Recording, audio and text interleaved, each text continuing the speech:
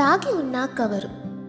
ఒక బిజీ సిటీలో ఆరోన్ అనే యువకుడు ఒక నిర్మాణ సంస్థలో అసిస్టెంట్గా పనిచేసేవాడు. అతను చాలా నిశ్శబ్దంగా సమయపాలన పాటిస్తూ కష్టపడి పనిచేసే వ్యక్తిగా పేరు తెచ్చుకున్నాడు. అతని బాస్ మిస్టర్ డిసూజా ఒప్పందాలు మరియు క్లయింట్ చెల్లింపుల విషయంలో అతన్ని పూర్తిగా నమ్మేవారు. ఒక మధ్యాహ్నం ఒక ముఖ్యమైన ఒప్పందాన్ని క్లయింట్కు అందచేయమని ఆరోన్ను పంపారు. అతను అక్కడికి చేరుకున్నప్పుడు ఆ క్లయింట్ నవ్వుతూ మెల్లగా ఇలా అన్నాడు, ఆరోన్, ఈ డీల్ మా కంపెనీకి వచ్చేలా నువ్వు చేస్తే నీకోసం ఒక ప్రత్యేక బహుమతి ఉంటుంది.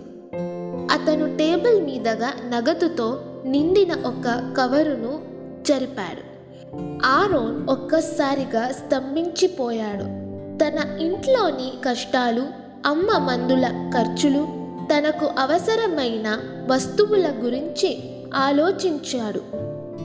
ఒక క్షణం ఇది తన సమస్యలన్నిటికీ సులభమైన పరిష్కారంలా అనిపించింది.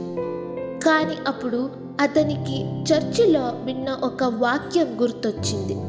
యథార్థముగా ప్రవర్తించువాడు, యెహోవాకు భయపడువాడు, కుటిల మార్గమును నడచువాడు ఆయనను తిరస్కరించువాడు. ఆరోన్ దీర్ఘశ్వాస తీసుకొని ఆ కవరును వెనకకి నెట్టి ఇలా అన్నాడు, నేను దీన్ని తీసుకోలేను. దేవుని దృష్టిలో ఏది సరైనదో అదే చెయ్యాలనుకుంటున్నాను.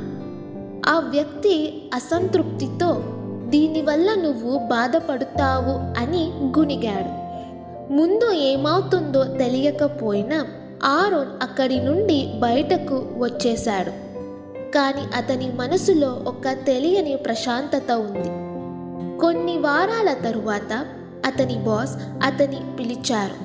ఆరోన్ అని మిస్టర్ డిసూజా అన్నారు, ఆ క్లయింట్ నువ్వు లంచం తీసుకోలేదని నాకు చెప్పాడు. నీ నిజాయితీకి నేను గర్వపడుతున్నాను. నిన్ను ప్రాజెక్ట్ సూపర్వైజర్గా ప్రమోట్ చేస్తున్నాను. ఆరోన్ నవ్వాడు. తనను గౌరవించే వారిని దేవుడు తప్పక గౌరవిస్తాడని అతనికి అర్థమైంది.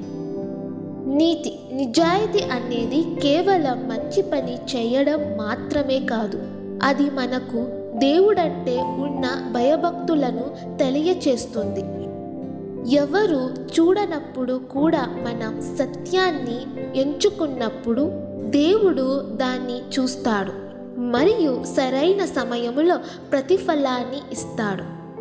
సామెతల గ్రంథం 14వ అధ్యాయం 2వ వచనం, యెహోవా పట్ల భయం భక్తి ఉన్నవాడు నిజాయితీగా మసులుకుంటాడు.